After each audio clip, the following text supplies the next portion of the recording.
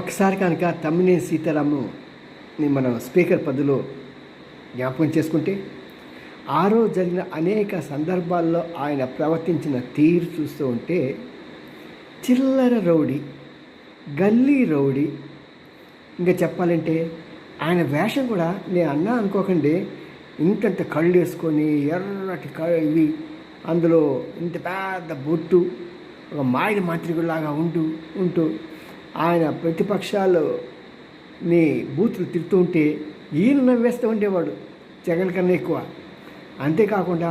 పాపం చంద్రబాబుని అతని యొక్క పరివారాన్ని ఎంత హింసించాలో పాపం అదే కాన్స్టిట్యున్సీకి చెందినటువంటి మన పెద్ద ఆయన పట్టుకొని జగన్ నీకు శరీరం పెరిగిందే కానీ మైండ్ పెరగలేదు అని మాటలు అంటూ ఉంటే పక్కపక్క ఏకైక నవ్విన ఈయన